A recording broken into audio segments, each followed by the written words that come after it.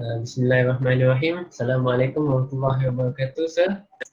Uh, Kami daripada kumpulan 2 Group OM akan membentangkan tentang projek assignment kami, iaitu tentang proses pembuatan keropok lekor, keropok keping dengan sos keropok lekor.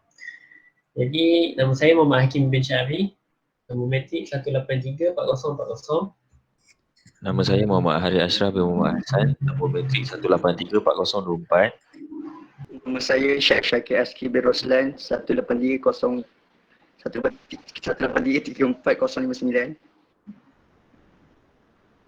Okey, tanpa buang masa lagi, saya teruskan dengan pertanyaan kita.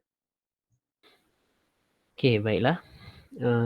Jadi yang pertamanya, untuk soalan A, saya akan terangkan tentang benda yang pertama, iaitu bahan-bahan yang kami akan gunakan untuk membuat keropok lekor, keropok keping dan sos. Jadi yang pertamanya, untuk membuat keropok keping dan keropok lekor, kami akan gunakan tepung sagu dan tepung kanji. Bahan utamanya iaitu ikan kembung dan bahan perasa lainlah seperti garam. Seterusnya, untuk membuat sos, bahan utama yang kami gunakan semestinya cili kering yang akan direbus dan di blender dan dicampurkan dengan gula, sos ikan, asam jawa dan gula perang serta dengan garam. Jadi itu saja untuk bahan-bahan yang digunakan untuk membuat keropok lekor, keropok keping dan sos. Jadi seterusnya, alatan dan mesin yang kami gunakan di tempat kami. Pertama iaitu periuk kawah, dapur kawah. So periuk dan dapur ni dalam saiz yang besar lah, kerana kuantiti yang kami buat pun agak banyak. Selain itu, ada juga mesin pengisar, mesin pengadun untuk mengadun dan mengisar keropok lekor tu lah dalam proses membuat tu. Seterusnya ada penimbang untuk kami timbang sebelum di packaging. Troli untuk memudahkan pekerja kami menghantar dan mengambil barang. Dulang beletus, pisau dan papan pemotong, besen. Kami juga ada mesin pengering, iaitu untuk mengeringkan keropok keping setelah dipotong. Kami tak gunakan cara tradisional, iaitu gunakan cahaya matahari. Kami hanya gunakan mesin automatik untuk memanaskan dan mengeringkan keropok tu. Seterusnya, plastik paket untuk pembungkusan, sealer untuk pembungkusan, dulang sangat penting. Kemudian tong gas. Kemudian ada juga chiller dan freezer untuk menyimpan bahan-bahan mentah. Dan mesin-mesin lain seperti alat pemadam api dan kipas. Serta juga tong sampah dan lain-lain. Seterusnya, proses pembuatan. Itu table kami. Jadi saya akan terangkan dengan sedikit saja. Okey, saya mulakan dengan task yang pertama, iaitu A. Ikan disiang, dibersihkan dan diambil isi selama 20 minit proses tu. Kemudian B, cili kering dibasuh dan direndam. C, isi ikan dimasukkan ke dalam mesin pengisar. D, isi ikan dimasukkan ke dalam mesin pengadun bersama garam dan tepung sagu dan tepung kanji dan sebagainya. E, adunan kemudian dibentuk dan ditimbang. Kemudian keropok lekor dibawa ke bahagian rebusan untuk direbus. G, cili kering dibawa ke bahagian rebusan untuk direbus. H, cili kering yang telah direbus dikisar sehingga lumat. I, proses memasak sos dimulakan. Kemudian J, setelah sejuk, keropok lekor dipotong mengikut saiz kepingan untuk proses keropok keping lah. K, kepingan keropok keping dikeringkan di dalam mesin pengering tadi. L, keropok lekor, keropok keping dan sos dibawa ke bahagian pembungkusan setelah semuanya siap. Dan kemudian M, setelah bungkusan tu dibungkus, kami akan susun di bahagian stok. Jadi proses kami berakhir di M. Seterusnya, untuk memahamkan lagi table kami ni, saya akan serahkan kepada Ashraf untuk menerangkan dengan lebih terperinci dan mengikut proses-proses buat keropok lekor, keropok keping dan sos. Seterusnya, saya akan menerangkan dengan lebih terperinci berkaitan dengan tabel yang Hakimi terangkan tadi mengikut susunan pembuatan produk. Yang pertama, keropok lekor. A. Ikan disiang, dibersih dan diambil isi, mengambil masa dalam 20 minit. C. Isi ikan dimasukkan ke dalam mesin pengisar, mengambil masa dalam 10 minit. D.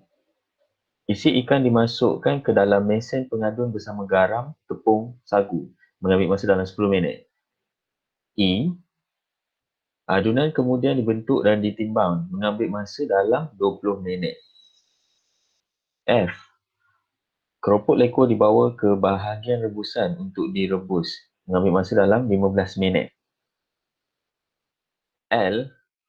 Keropok lekor dibawa ke bahagian pengukusan, mengambil masa dalam 15 minit. M. Pengukusan keropok disusun di bahagian stok. Proses keropok keping. A. Ikan disiang dan dibersihkan dan diambil isi, mengambil masa dalam 20 minit. C. Isi ikan dimasukkan ke dalam mesin pengisar, mengambil masa dalam 10 minit. D. Isi ikan dimasukkan ke dalam mesin pengadun bersama garam, tepung sagu, mengambil masa dalam 10 minit. E. Adunan kemudian dibentuk dan ditimbang dan mengambil masa dalam 20 minit. F. Keropok lekor dibawa ke bahagian rebusan untuk direbus, mengambil masa dalam 15 minit. J. Setelah sejuk, keropok lekor dipotong mengikut saiz kepingan, mengambil masa dalam 15 minit. K. Kepingan keropok keping dikeringkan, mengambil masa dalam 30 minit. Keropok keping dibawa ke bahagian pengukusan, mengambil masa dalam 15 minit. Keropok keping disusun di bahagian stok.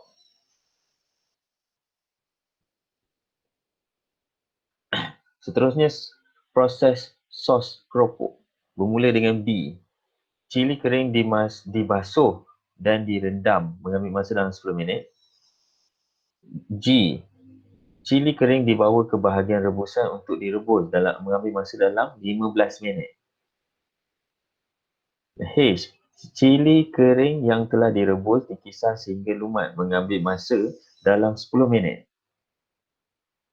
I. Proses memasak sos dimulakan, mengambil masa dalam 15 minit.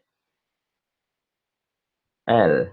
Sos dibawa ke bahagian pengukusan, mengambil masa dalam 15 minit. M. Botol sos disusun di bahagian stok, mengambil masa dalam 10 minit. Seterusnya, saya akan menerangkan tentang warehouse layout. Ini keseluruhan layout kedai kami dan saya akan menerangkan lebih terperinci. Saya bermula dengan bahagian pembasuhan. Bahagian pembasuhan terdapat proses A dan B. Dan di belakangnya terdapat store. Di dalam store terdapat seperti freezer, chiller, rak bahan kering dan troli. Dan tempat di luar terdapat tempat pembasuhan, sinki, meja pemotongan. Seterusnya, saya pergi ke bahagian pemprosesan. So, di sini terdapat proses C, F, G, E, I, J, D, H, K.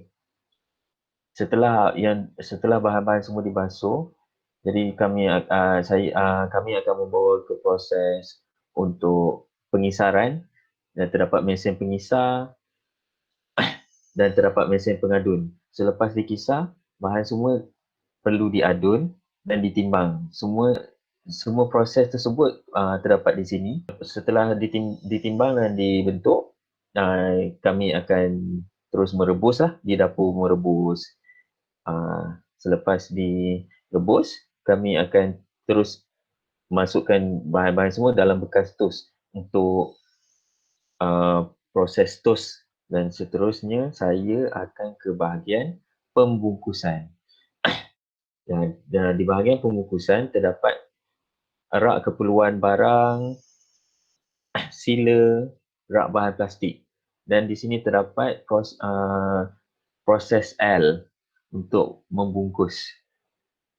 Dan seterusnya, saya ke tempat bahagian penjualan. Di sini terdapat rak produk. Setelah produk dibungkus semua, dan kami akan letak produk semua di bahagian rak produk untuk memudahkan proses pembelian. Dan juga terdapat kaunter untuk proses pembelian, dan selepas itu kami menyediakan surau dan bilik rehat. Dan last kali dekat tepi rumah kedai selalunya ada pintu dalamnya, ada tangga untuk naik ke atas. Dekat situ kami sediakan loker untuk pekerja meletakkan barang-barang mereka lah sebelum masuk kerja. Sekian untuk saya. Seterusnya saya serahkan kepada saudara Syaif untuk bahagian pengiraan. Assalamualaikum sir. So ini adalah hasil dari pengiraan daripada kerja-kerja Kopok Leko, Kopok Kering semua. So first kali minimum number of the workstation need. So formula dia PPT bahagi dengan cycle time. PPT kita hasil tambah daripada test time, iaitu kita dapat 195 dan dibahagi pula dengan cycle time yang diberi 30 minit. So kita dapat 6.5 and then kita bundarkan, kita dapat 7 workstation. So yang kedua pula, the line layout operation. Kita kena buat 7 workstation yang di mana setiap workstation tu kita mesti gabungkan dan tidak melebihi 30 minit. So first, nombor 1, kita campur A dengan C selama 30 minit. Workstation nombor 2, DE 30 minit. Workstation 3, FJ 30 minit. Workstation 4, K 30 minit. Workstation 5, LM 25 minit. Workstation 6, BG 25 minit. Dan workstation 7, 25 minit. So kita pergi pula kepada efficiency and balance of delay of the production line. So formula dia PPT bahagi dengan number of working darab dengan cycling time darab 100. So PPT kita 195 bahagi dengan 7 darab 30 darab 100. So kita akan dapat 92.886. Dan kita bundarkan, kita dapat 93%. So kita pergi kepada balance of delay. Formula dia 100% tolak dengan efficiency. 100% tolak dengan 93 hasil daripada efficiency, kita dapat 77%. So kita pergi ke recommendation. So based on the line layout operation, if the process need the approach the 100% efficiency, my recommendation is the workstation is 5, 6 and 7 need to be added 5 minute addition time each so that the efficiency will reach 100%. Another recommendation for improvement. So first, increase the number of worker so that the test time can be reduced and individual work phase will decrease. Kedua pula, increase the size of station, move into the specific operation workhouse. Increase the size of working station may increase the production. And ketiga, adding more machine and tool. The more machine is used in the conduction, making process fast the production. So thank you sir. Okay sir, jadi itu saja pertanyaan daripada kami. Minta maaf kalau ada salah silap. Jadi itu saja. Terima kasih sir. Terima kasih sir.